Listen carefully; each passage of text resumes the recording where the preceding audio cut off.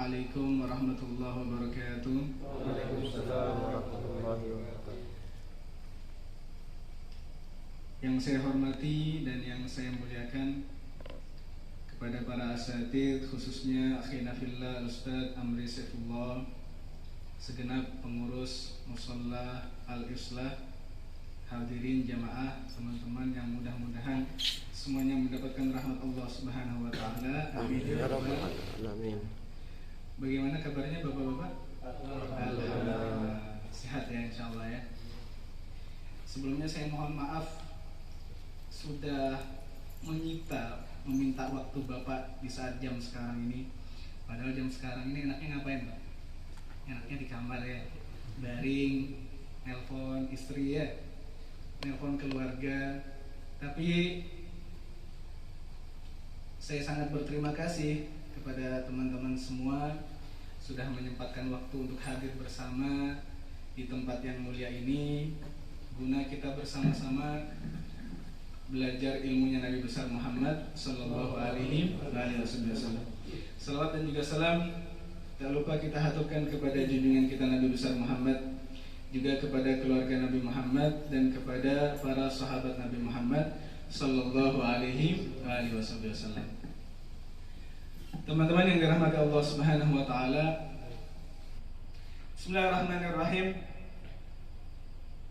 Radhiyallahu ankum wa radhiyallahu anhu.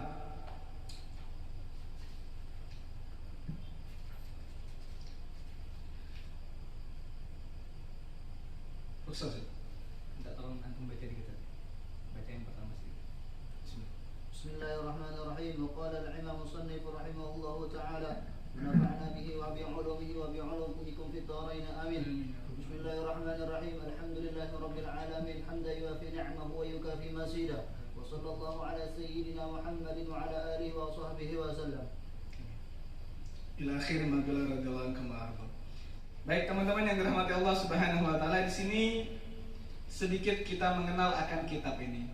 Ini kitab bernama Kitab Ar-Risalatul Jami'ah yang disusun oleh Al-Habib Ahmad bin Zain Al-Habsyi.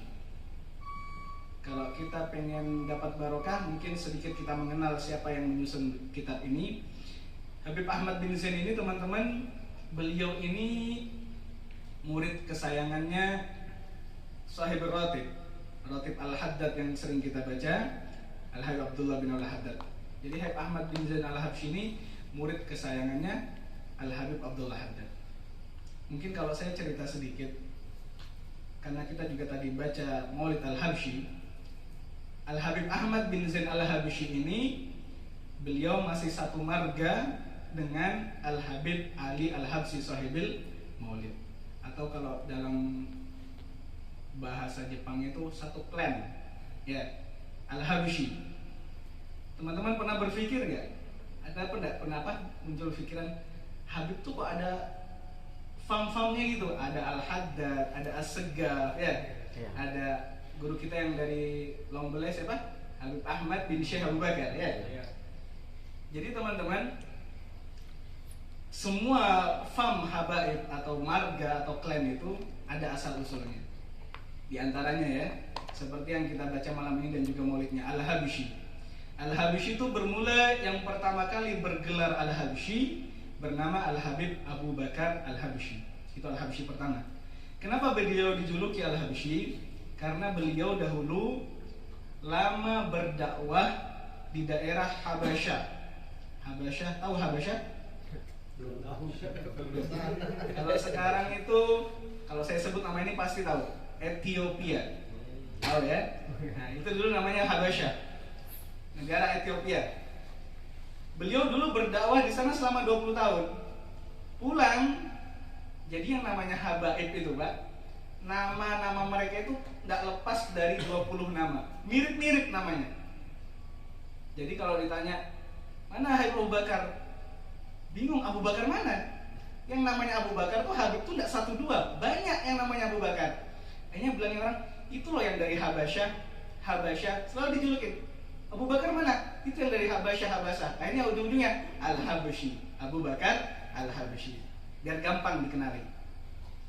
Kalau guru kita Habib Ahmad bin Syekh Abu Bakar, Itu Pak bermula daripada seorang wali besar, Syekh Abu Bakar bin Salim.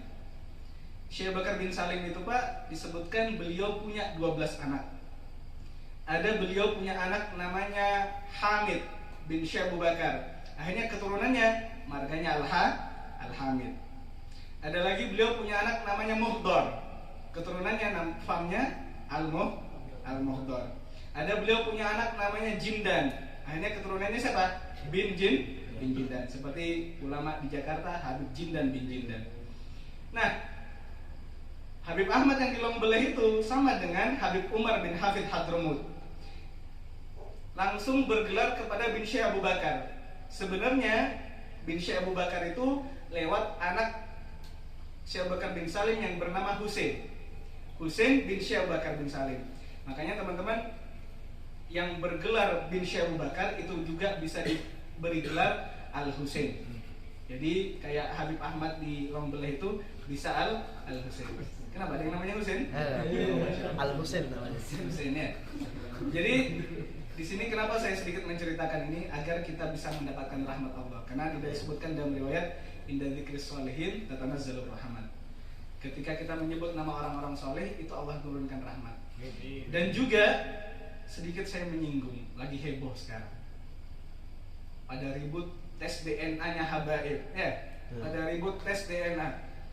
Masya Allah luar biasa. Teman-teman yang dirahmati Allah Subhanahu Wa Taala, satu kisah. Dahulu ada seorang perempuan syarifah. Jadi kalau keturunan Nabi Muhammad laki-laki namanya Syarif atau Habib, perempuan Syarifah atau Hubabah. Ada Syarifah ini miskin beliau, meninggal suaminya, punya anak kecil. Miskin beliau ingin mencari makan susah. Akhirnya didapati di daerah tersebut ada seorang ulama terkenal. Didatangi ulama tadi Pak. Sampai ke ulama tadi, setelah lagi ngisi pengajian, selesai pengajian, datang kepada ulama ngomong, wahai seorang ulama, aku fulanah binti fulan ila bin Rasulullah SAW. Aku keturunan Nabi Muhammad. Apa bilangnya ulama tadi Pak? Apa buktinya?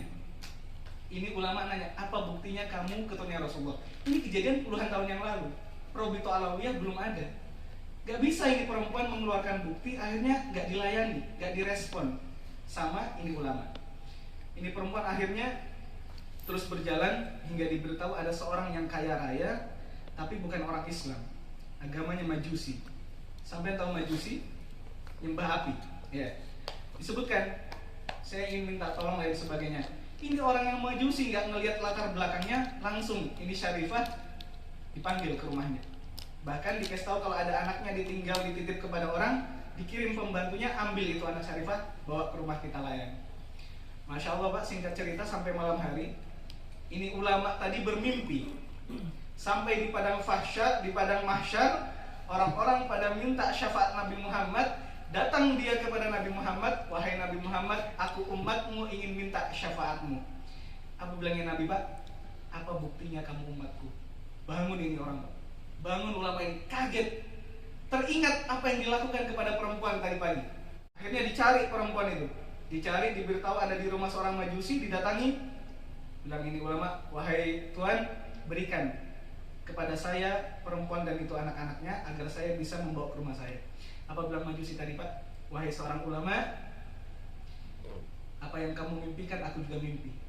Dan saat ini aku sudah masuk Islam, aku mendapatkan rahmat daripada Nabi Muhammad berkat aku menjaga keturunan Nabi Muhammad Sallallahu Alaihi Wasallam. Jadi teman-teman, apa yang ribut di media sosial itu nggak usah kita gubris. Intinya kita punya hati cinta sama keturunan Nabi Muhammad, maka insya Allah nanti dalam hadis Nabi bilang, kata Nabi Muhammad apa? Dan keturunanku tidak bisa balas kebaikan dia. Kita bantu habaib, tapi habaib ini tidak bisa balas bantuan kita. Apa bilang Nabi Muhammad? Fa'ana ukafi yaumil qiyamah. Nanti saya sendiri yang balas kebaikan orang tersebut. Langsung dibalas sama Nabi Muhammad Sallallahu Alaihi Wasallam. Kalau di rumah ini ada Habibnya ada? Ada? Yang namanya Habib aja ya?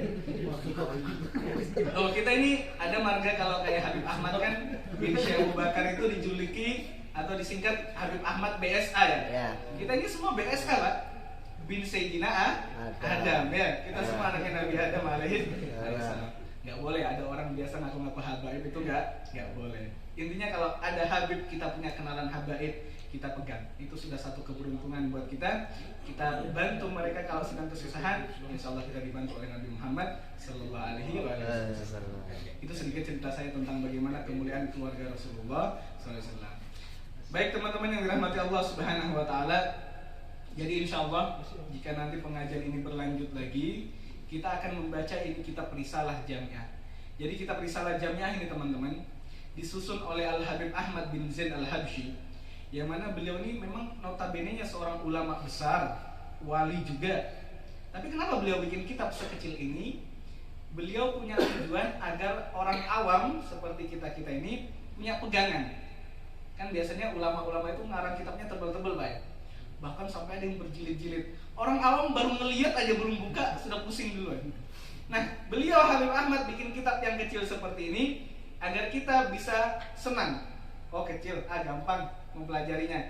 Dan ini kitab berisi 3 ilmu, yang mana 3 ini penting semuanya kita pelajari.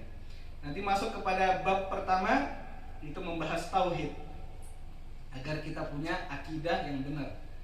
Lalu setelahnya masuk kepada bab fikih, agar kita punya ibadah jadi benar. Lalu yang terakhir nanti masuk kepada bab tasawuf, agar kita punya hati ini jadi benar. Karena Allah itu kan melihatnya kepada apa? Kepada hati. Allah nggak ngelihat jasad kita Pak. Nggak kebayang kalau Allah ngelihat jasad. Oh yang gagah-gagah masuk surga. Nggak ada Allah kayak gitu ya. Allah ngelihat hati kita. Kalau hati kita bersih, mau fisik kita sejelek apapun. Bagaimana sahabat Bilal? Fisiknya hitam kulitnya beliau, tapi punya hati yang bersih. Insya Allah Allah yang memandang hati kita. Mudah-mudahan kita punya hati dibersihkan oleh Allah Subhanahu wa Ta'ala. Baik, kita masuk kepada mukaddimah. Bismillahirrahmanirrahim. Dengan menyebut nama Allah yang Maha Pengasih dan Maha Penyayang. Teman-teman yang dirahmati Allah Subhanahu wa Ta'ala, karena fikih itu membahas tentang hukum, maka di sini saya ingin menyebutkan beberapa hukum tentang bismillah. Disebutkan bahwasanya bismillah itu Pak, hukumnya pertama, bismillah itu wajib kita baca. Waktu kapan? Waktu sholat. Tapi Ustaz, itu ada yang baca Fatihah nggak pakai bismillah, itu gimana Ustaz? Nah, dalam mazhab Imam Syafi'i, bismillah itu termasuk Fatihah, maka wajib dibaca. Kalau dalam mazhab imam lain seperti Imam Malik itu Pak sama dengan kita. Surah Fatihah itu berapa ayat? 7 ya. Nah, Imam Malik itu juga menyebutkan Al-Fatihah itu 7 ayat. Cuma bedanya beliau tidak memasukkan bismillah di ayat pertama, tidak. Mana ayat ke-6 ke-7? Di kalimat Siratal ladzina an'amta alaihim, itu ayat ke-6. Ghairil maghdubi alaihim waladdallin, itu ayat ke-7. Itu Imam Malik. Makanya kalau kita ada lihat imam tidak baca Fatihah, mungkin dia mazhab Imam Malik. Hebatnya luar biasanya, pernah ada video kalau sampai lihat di YouTube itu, Imam Abdurrahman As-Sudais ketika beliau diundang ke Istiqlal sholat Jumat, beliau tahu Indonesia ini mayoritas Imam Syafi'i. Indahnya ulama gitu ya. Makanya kalau orang suka ribut tuh bukan ulama itu. Ya. Ulama yang sangat menghormati. Beliau tahu Indonesia mayoritas Imam Syafi'i. Rakaat pertama beliau baca bismillah. Padahal beliau Imam Masjidil Haram, mazhabnya Malik biasanya. Nah, rakaat kedua baru beliau pelankan atau tidak membaca bismillah. Pertama, bismillah itu wajib. Yang kedua teman-teman, bismillah itu hukumnya sunnah. Kapan itu sunnah? Ketika melakukan sesuatu yang baik, seperti ngarang kitab. Makanya banyak ulama itu pasti mendahulukan bismillah ketika mengarang kitab. Saat kita melakukan hal-hal yang baik, itu dianjurkan, disunahkan baca bismillah. Contoh misal sunnah yang diajarkan Nabi Muhammad yang diawali bismillah, doa mau tidur bismika atau bismillah kan, kayak itu Allah, Allahumma ahya bismika amut. Kemudian apa lagi? Banyak. Waktu mau makan bismillah dulu kita baca. Bahkan dalam riwayat itu ada kisah, ada sahabat lupa baca doa, ya Bismillah ya, tahu semua ceritanya kan? Akhirnya tengah-tengah makan baru ingat apa doa baca? Bismillahilladzi awaluhu wa akhiruhu. Nabi Muhammad tersenyum. Kenapa tersenyum? Dilihat iblis itu memuntahkan makanannya. Itu sangat familiar kisah tersebut. Bahkan maaf, Islam pun mengajarkan sampai mendatangi istri itu juga harus ada doa Bismillah. Hafal ya doanya Pak ya? Belum nikah. Yang belum nikah. Atau lama belum cuti Ustaz, lupa doanya. Nah, dalam riwayat disebutkan dalam hadis Nabi Muhammad, siapa orang ketika mendatangi istrinya, lalu dia membaca doa apa? Bismillah, Allahumma jannibna syaitan wa jannibi syaitan ma razaqtana. Baca doa tersebut, lalu Allah takdirkan dari hubungan tersebut melahirkan anak, kata Nabi Muhammad, nanti dia anak tersebut akan dijaga oleh Allah seumur hidupnya daripada gangguan syaitan. Makanya Bismillah, tidak lupa kita membaca Bismillah di setiap waktu kita. Lalu yang ketiga, hukumnya membaca Bismillah itu haram. Kapan membaca Bismillah haram? Ketika ingin melakukan sesuatu yang haram. Minum minuman keras, Bismillah, stay halal Ustaz. Bismillahirrahmanirrahim. Ya haram ya? Haram. Enggak boleh baca Bismillah. Keselot Bismillah.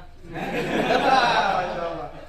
Oh jadi kalau gitu Ustaz, gak usah baca Bismillah sudah. Jangan Bismillahnya ditinggalin, minumannya ditinggalin ya. Perkara haramnya ditinggalin. Pokoknya tidak cuma minuman keras, semua hal yang diharamkan oleh Allah jangan baca Bismillah. Kemudian hukum Bismillah itu makruh hukumnya. Kapan? Ketika melakukan sesuatu yang makruh. Apa misal sesuatu yang makruh? Tidur habis asar. Ya. Ini mau tidur saat ngantuk ya. Baca doa Bismika Allahumma ya. Makruh. Jangan tidur habis asar. Kemudian tidur habis subuh. Habis subuh itu Pak, dianjurkan kita jangan tidur dulu kecuali nunggu matahari agak terbit. Ustaz, kami shift malam Ustaz. Ya, ngantuk atau lain sebagainya. Ditahan-tahan ya. Dalam riwayat disebutkan bumi itu melaknat orang yang tidur habis subuh. Ini Ustaz tidak tidur habis subuh lagi, tidak sholat subuh ini ya, tambah parah ya. Tambah parah kalau tidak sholat subuh ya. Dikira temannya jam 7 jam 8, wah ini sholat duha teman saya lagi. Padahal lagi nontonin sholat subuh. Ya. Intinya teman-teman, kita jaga agar kita tidak baca Bismillah dalam suatu hal yang makruh ya. Dalam WC, berbicara dan sebagainya. Nah kemudian yang terakhir, Bismillah itu hukumnya mubah. Mubah ya. Angkat benda Bismillah, mubah ya. Bismillah. Itu Bismillahirrahmanirrahim. Kemudian teman-teman, Bismillah ini istimewa. Bismillah ini luar biasa. Saya ingat waktu Habib Ahmad datang dengan abah beliau. Siapa nama abahnya? Abu Bakar. Abu Bakar ya? Abu Bakar, abahnya Habib Ahmad tuh banyak ngasih amalan. Salah satunya Pak, waktu itu ada saya Pak Sony ngobrol sama beliau. Jangan lupa setiap mau tidur kita baca Bismillahirrahmanirrahim 21 kali. 21 kali. Ini amalan luar biasa.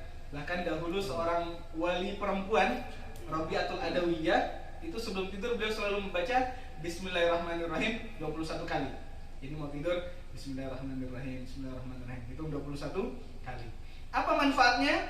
Dibilang siapa orang mau tidur baca Bismillahirrahmanirrahim, Allah jaga rumahnya saat itu dari kemalingan. Kayak biasa kemalingan merawan malam ya, pagi tidur itu. Dijaga sama Allah rumahnya, dari kebakaran dijaga. Bahkan Allah jaga dia dari mati mendadak. Kan tidur itu dibilang Pak, saudaranya mati saja. Tidur itu saudara mati. Tidur tidak lanjut bangun, keterusan akhirnya. Nah, kalau orang sebelum tidur baca Bismillah 21 kali, Allah jaga. Masih diberi kesempatan bangun besok hari ya. Itu luar biasa Bismillah. Kemudian setelah Bismillah dilanjutkan dengan membaca Alhamdulillahirabbil alamin. Segala puji bagi Allah Subhanahu wa taala. Jadi teman-teman, Rabbil alamin, Allah yang memelihara alamin. Ada dua, ada alamin, ada alam. Kalau alamin itu segala sesuatu selain Allah yang berakal. Malaikat, jin, manusia. Itu alamin. Kalau alam, segala sesuatu dari selain Allah yang tidak berakal. Jadi Rabbil Alamin, Allah yang memelihara segala sesuatu yang berakal. Siapa? Jin, malaikat, dan manusia. Binatang itu alamin apa bukan? Bukan, karena binatang nggak punya akal. Masuk golongan alam. Jadi ada alamin, ada alam. Kemudian hamdan yuafi na'amahu wa yukafi mazidah. Segala puji bagi Allah dengan pujian yuafi ni'amahu, yang menyamai semua nikmatnya Allah, wa yukafi mazidah, dan mencukupi semua tambahan nikmatnya Allah Subhanahu wa taala. Kita ini banyak Allah beri nikmat. Kalau kita mau ngitung, Mbak, nggak bisa. Sampai Allah bilang di Al-Qur'an, wa in ta'udzu ni'matallahi la tuhsuha. Kamu kalau mau ngitung nikmatnya Allah, nggak akan sanggup. Saking banyaknya nikmat Allah Subhanahu wa taala. Jadi bagaimana kita bisa memuji Allah dengan semua nikmat yang sudah diberikan kepada kita? Hanya dengan mengucapkan kalimat ini. Alhamdulillahirabbil alamin, hamdan yuwafi ni'amahu wa yukafi mazidah. Segala puji bagi Allah yang menyamai semua nikmat Allah dan mencukupi semua tambahan nikmatnya Allah Subhanahu wa taala. Bahkan ulama menyebutkan, Pak, kalau ada misal orang bersumpah, misal ada orang ngomong, saya bersumpah akan memuji Allah dengan pujian terbaik, maka bagaimana dia bisa menjalankan sumpahnya ini? Disebutkan dengan mengucapkan kalimat ini. Sudah gugur sumpahnya. Alhamdulillahirabbil alamin, hamdan yuwafi ni'amahu wa yukafi'u mazidah. Alhamdulillah. Sering kita ngucapin alhamdulillah. Saking luar biasanya luar biasanya kalimat alhamdulillah itu, Pak. Kalau kita ketemu teman nanya kabar, gimana kabarnya? Apa ngomongnya? Alhamdulillah. Kalau ketemu teman tuh pasti awalnya apa yang ditanya? Apa kabar? Pasti nanyanya kabar. Nggak mungkin ketemu teman, gimana utangmu? Itu biasanya mau nagih utang gitu. Pasti yang dinanya kabar. Kenapa sih orang itu ketemu nanyanya kabar? Agar dia berharap temannya ini menjawab dengan kalimat alhamdulillah. Mau keadaan kita apapun, sulit, susah, alhamdulillah. Alhamdulillah ala kulli halin. Segala puji bagi Allah atas setiap keadaan. Nanti Allah rubah keadaan tersebut jadi lebih baik. Alhamdulillah. Kemudian wa sallallahu ala sayyidina Muhammadin wa ala alihi wasallam. Dan semoga salawat Allah kepada Nabi Muhammad, juga kepada keluarga Nabi Muhammad, sahabat-sahabat Nabi Muhammad. 3 hal ini, Pak. Bismillah, alhamdulillah, dan sholawat. Ini pasti selalu ada di awal-awal kitab. Bahkan khutbah Jumat itu yang setiap seminggu sekali kita dengarkan, 3 ini pasti selalu ada. Bahkan termasuk rukun khutbah. Ada hamdalah, ada sholawat, ada bismillah. Bismillah ada masuk saja. Bismillah nggak masuk. Jadi bismillah, hamdalah, sholawat. 3 hal ini teman-teman, mari kita coba praktekkan dalam sehari-hari kita. Kita awali hari dengan mengucapkan bismillah, akhiri waktu kita dengan alhamdulillah, dan sepanjang waktu kita tidak lupa membaca sholawat kepada Nabi Muhammad Sallallahu Alaihi Wasallam. Kalau saya lihat jam ini masih ada 6 menit lagi menuju ke 9:30. Maka insya Allah 9:30 pas saya akhiri, Pak, ya. 6 menit lagi, ya. Nah, kita lanjutkan. Di sini beliau di mukadimahnya dilanjutkan dengan membaca hadis, membawakan hadis Nabi Muhammad. Gala Rasulullah Sallallahu Alaihi Wasallam, thalabul ilmi faridatun ala kulli muslimin. Kata Nabi Muhammad, menuntut ilmu itu hukumnya wajib bagi setiap muslim. Hadis riwayat Imam Ibnu Majah dari sahabat Anas bin Malik. Kalau kita perhatikan teman-teman, di dalam kalimat hadis ini ada kalimat thalabul ilmi. Di situ kalimat ilmunya menggunakan alif lam. Kenapa Nabi Muhammad tidak aja langsung nyebutin thalabu ilmin, nggak pakai alif lam?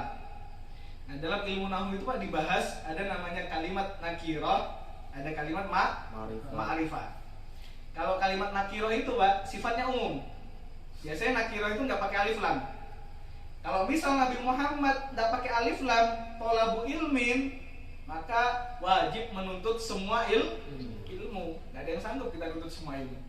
Tapi di hadis ini Nabi Muhammad menggunakan alif lam, thalabul ilmi. Ma'rifat itu khusus, tertentu. maka ada beberapa ilmu aja yang wajib. Nah, ulama menyebutkan 3 yang kita sebutkan tadi. Ilmu tauhid, ilmu fikih, ilmu tasawuf. 3 ini wajib kita pelajari, Pak. Seperti yang saya sebutkan tadi, agar segala sesuatu yang kita jalani dalam kehidupan menjadi benar di sisi Allah Subhanahu wa taala. Maka kita duduk di sini saat ini, kita sudah mengamalkan hadis Nabi Muhammad, menuntut ilmunya Allah, menuntut ilmunya Nabi Muhammad sallallahu alaihi wasallam. Kemudian dalam hadis selanjutnya beliau sebutkan di mukaddimahnya, man salaka tariqan yaltamisu fihi ilman sahalallahu lahu tariqan ilal jannah. Kata Nabi Muhammad, Pak, siapa orang berjalan di satu jalan untuk mencari ilmunya Nabi Muhammad, juga mencari ilmunya Allah, nanti Allah gampangkan dia jalan menuju surga. Coba kalau kita bayangin, jalan ke surga itu gampang apa susah? Belum lewat mati dulu. Kalau mau masuk surga harus mati dulu. Habis mati di barzah, baru Allah bangkitkan. Nanti ngumpul di padang mahsyar, belum di pertimbangan amal. Lalu lewat jembatan Sirat. Sampai tahu jembatan Sirat? Jangan bayangin jembatan yang sampai melewati. Jembatan Sirat itu Masya Allah, Pak. Dalam riwayat disebutkan, sering kita dengar juga, lebih kecil daripada rambut, lebih tajam daripada pedang. Panjang perjalanannya, dalam riwayat itu disebutkan 5.000 tahun datang, 5.000 tahun turun, 5.000 tahun naik. 5.000 tahun itu satu harinya di akhirat, 1.000 tahun dunia. Panjang perjalanannya itu, susah. Mau masuk surga itu susah. Tapi Nabi Muhammad ngasih resep sama kita. Siapa orang yang berjalan satu jalan mencari ilmu, sampai tadi jalan dari Mes, ada yang jalan dari mana, berjalan ke tempat ini niat cari ilmu, nanti Allah gampangkan jalan menuju surga. Amin, insya Allah. Jadi kalau kita pengen gampang jalan menuju surga, ini datang ke pengajian seperti ini. Ada pengajian di mana kita datang, niat agar gampang menuju surganya Allah Subhanahu wa taala. Ada satu amalan, Mbak. Pengen nggak? Ya. Ini kan satu, kita buktikan hadis ini. Kalau orang datang ke pengajian nanti gampang ke surga. Akhirnya apa? Di pengajian dapat amalan buat gampang ke surga. Satu amalan daripada almarhum Al-Habib Salim bin Abdul Syafiri, seorang wali besar di zamannya. Beliau mengatakan siapa orang yang tiap habis maghrib sama habis subuh dia baca asyhadu an la ilaha illallah wahdahu la syarikalah ilahan wahidan wa rabban syahidan wa nahnu lahu muslimun, baca 4 kali habis maghrib, habis subuh. Ulama lain menyebutkan baca setiap habis sholat. Siapa orang rutin baca ini, jembatan Sirat yang panjang tadi beribu-ribu tahun Allah pendekkan, Mbak, tinggal 1 langkah sampai ke surga. Pengen nggak? Pengen ya? Jadi ke surga itu tinggal lompat kayak lompat paret gitu ya. Ada paret kecil tinggal lompat, nyampe surga. Kita baca amalan ini. Asyhadu an la ilaha illallah wahdahu la syarikalah ilahan wahidan wa rabban syahidan wa nahnu lahu muslimun. Kalau nggak hafal nanti bisa minta sama Ustaz ambil catatannya ya. Baik, sedikit lagi. Wa ba'du fa hadhihi masailu mukhtasarah min ba'di kutubi hujjatul Islam. Jadi teman-teman, kitab yang tipis ini oleh Habib Ahmad bin Zain Al-Habsyi, beliau ambil ringkasannya daripada kitabnya Al-Imam Ghazali. Imam Ghazali. Mungkin pertemuan berikutnya kita ceritakan siapa sih Imam Ghazali ini ya. Kemudian, nah, ini Habib Ahmad bin Zain Al-Habsyi. Ini terakhir pembahasan kita. Beliau sudah meninggal ratusan tahun yang lalu. Kita yakini beliau seorang wali Allah, murid kesayangannya Shahibur Ratib ini. Jadi beliau ini, Pak, walaupun sudah meninggal ratusan tahun yang lalu, kita yakini seorang wali itu doanya makbul, Pak ya. Pasti sudah, wali itu doanya pasti makbul. Nah, satu hadiah buat kita yang hadir saat ini. Apa beliau bilang? Man arafaha. Siapa orang, kata beliau, yang mau mempelajari buku ini. Man arafaha, yang mau mengetahui isinya, kata beliau. Sudah dipelajari, kata beliau, wa amila biha, diamalkan ilmu yang di dalam sini. Beliau doakan, Pak. Narjulahu minallah ayyakuna min ahli ilmi zahiran wa batinan. Saya doakan, kata beliau, orang yang mau mempelajari buku ini dan mengamalkannya, mudah-mudahan dia menjadi orang yang ahli ilmu orang yang alim zahir dan batin. Amin ya rabbal alamin. Jadi Pak, kita kalau mempelajari buku ini dapat doa dari pengarangnya ini, Habib Ahmad bin Zain Al-Habsyi, yang kita yakini doanya pasti diterima sama Allah.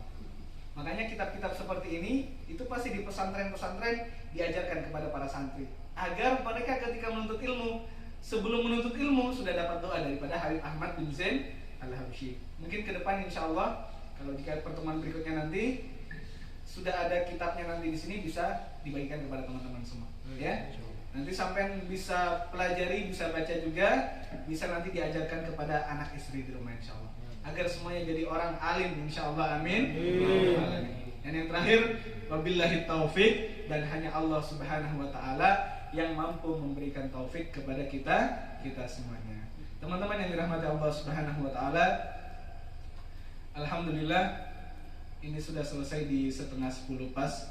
Mungkin pertemuan berikutnya nanti bisa diatur agar bisa lebih cepat lagi ya insya Allah ya, karena ini jam-jam capek sekali ya, habis kerja Ustaz pagi ini sampai sore kerja capek, malam hadir sini. Tapi alhamdulillah saya doakan mudah-mudahan teman semua disehatkan oleh Allah Subhanahu wa taala.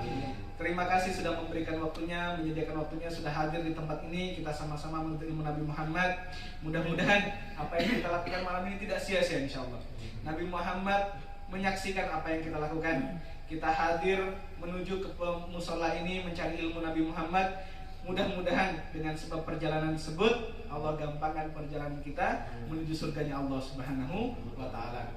Kurang lebihnya saya mohon maaf jika ada salah kata yang saya sampaikan. Jika ada kekeliruan, mohon koreksinya kepada teman-teman semua. Di sini kita sama-sama belajar dan kita niatkan mudah-mudahan di pertemuan berikutnya kita bisa hadir kembali. Dan mari kita ajak Pak teman-teman kita. Mungkin ada yang lagi nyantai-nyantai di kamar. Ayo kita nyantai di musola. Lebih manfaatnya lebih banyak. Sudah dapat ilmu, dapat makanan rohani, dapat makanan jasmani lagi ya. Masya Allah. Lebih enak nyantai di musola daripada nyantai-nyantai di kamar. Duduk sebentar di sini, pahalanya besar di sisi Allah Subhanahu wa taala. Maka mari kita niatkan, mudah-mudahan di pertemuan akan datang kita bisa kumpul kembali insyaallah. Mudah-mudahan semuanya diberkahi oleh Allah Subhanahu wa taala. Kita tutup dengan doa kafaratul majelis. Subhanallahumma bihamdika asyhadu an la ilaha illa anta astaghfiruka wa atubu ilaik wa akhiru da'wana alhamdulillahi alamin. Assalamualaikum warahmatullahi wabarakatuh. Waalaikumsalam warahmatullahi wabarakatuh.